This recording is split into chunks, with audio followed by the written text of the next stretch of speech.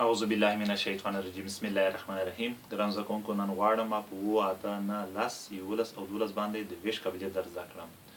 په 7 باندې موږ غواړو یو عدد وویشو او پوه شو چې پوره ویشل کېدلی شي او یا نشي ویشل کېدلی. د دې لپاره طریقه دا ده چې یویز رقم به حذف کوو، دوه چنده کوو به یې له پاتې عدد څخه به یې تفریق کوو. که د تفریق حاصل په 7 باندې پوره ویشل کېدلی شو، نو لومړنی راکړل شوی عدد به هم په 7 باندې پوره ویشل کېدلی شي.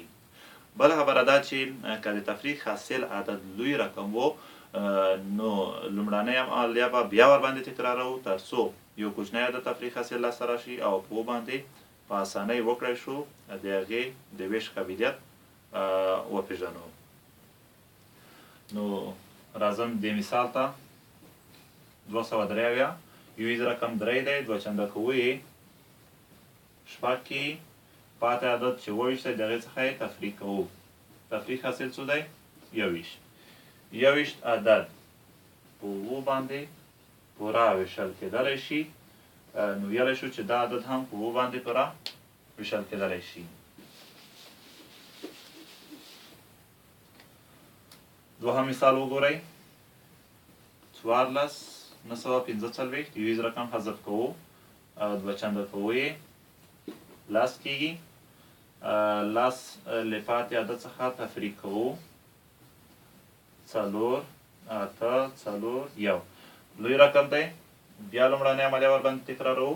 4 حذف کوو، دوه چنده کوو یې 8 کېږي، 8 له پاتې عدد څخه تفریق کوو 0، 4، 1. دغه عدد چې یو کوچنی عدد دی او په 7 باندې پوره ویشل کېدلی شي، نو ویلی شو چې لومړنی راکړل شوی عدد هم په 7 باندې پوره ویشل کېدلی شي. ښه، په 8 باندې هغه عددونه پوره د ویش وړتیا لري چې یویز، لسیز، سلیز رقمونه یې صفرونه وي یا دغسې عددونه وي چې په 8 باندې پوره وویشل شي. لکه زر. په زرو کې لومړني 3 رقمونه صفرونه دي، نو په 8 باندې پوره ویشل کېدلی شي. 8 ضرب 1 8، تفریق حاصل 2، 0 راښکته کوو. 8 ضرب 2 16، تفریق حاصل 4، 0 راښکته کوو. 8 ضرب 5 40، 0.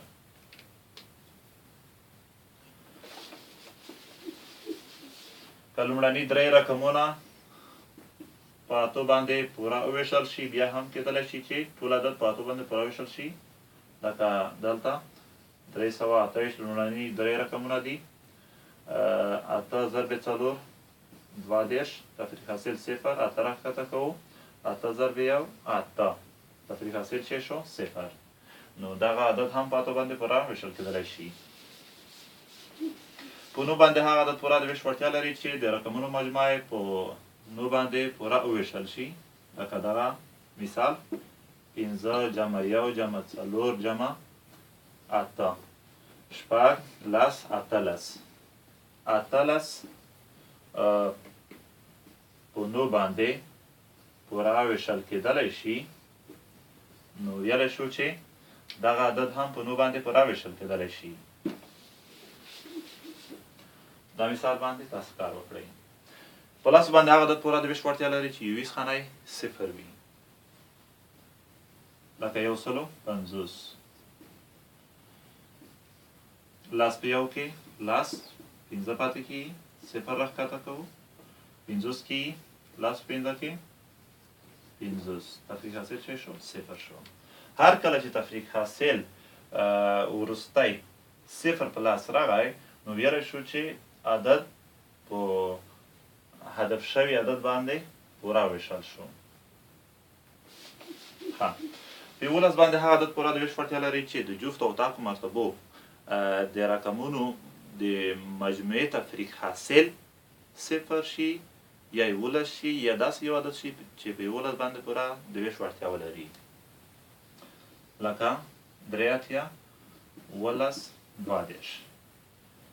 لومړی طاق جفت تاک جفت تاک جفت.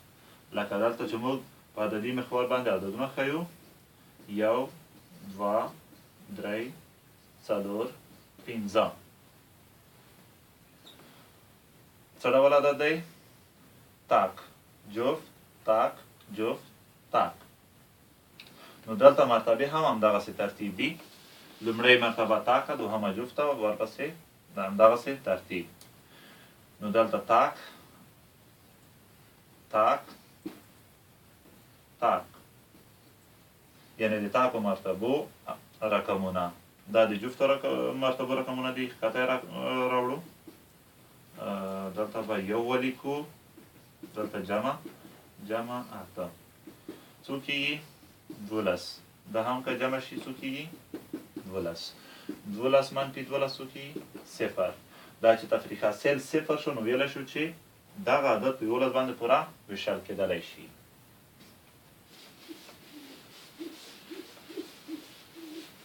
ښه، په دې مثال باندې به تاسې کار وکړئ. همدغه شان په دې مثال باندې هم په 12 باندې هغه عدد پوره د ویش وړتیا لري چې په یو وخت کې راکړل شوی عدد په 4 او 3 باندې پوره ویشل شي. لکه مثال 12 4 که وویشل شي حاصل یې 3 کېږي د تقسیم، او 12 که په 3 وویشل شي حاصل یې څو کېږي؟ 4. نو دا چې په یو وخت کې 12 په 4 او 3 باندې ویشل کېدلی شي، نو ویلی شو چې دغه په 12 باندې هم پوره ویشل کېدلی شي. لکه دغه مثال هم دغسې ښودلی شو چې 4 باندې پوره ویشل کېږي. 4 ضرب 3 12 تفریق حاصل 0 شو. 0 راښکته کوو. 4 ضرب 0 0، بیا هم تفریق حاصل چې دی 0. اوس دا که په 3 باندې وګورو، بیا هم 0 کېږي باقي عدد. 3 ضرب 4 څو کېږي؟ 12. تفریق حاصل چې شو 0. که 0 راښکته کړو، 3 ضرب 0 0، بیا هم تفریق حاصل چې دی 0 دی.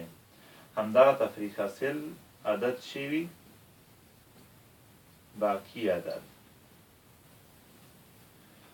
نو دا چې په یو وخت کې په 4 او 3 باندې پوره ویشل کېدلی شي 120 عدد، نو ویلی شو چې په 12 باندې هم پوره ویشل کېدلی شي.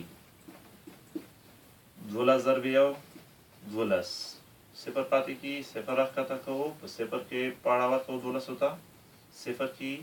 تفریق حاصل یا باقي عدد څه شو؟ 0 شو.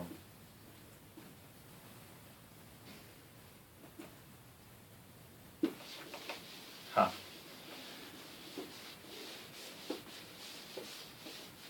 په دې عدد باندې تاسې کار وکړئ. درس یې په همدغه ځای بس وي. بیا چې له یوه بل درس سره حاضرېږم، د لا په امان.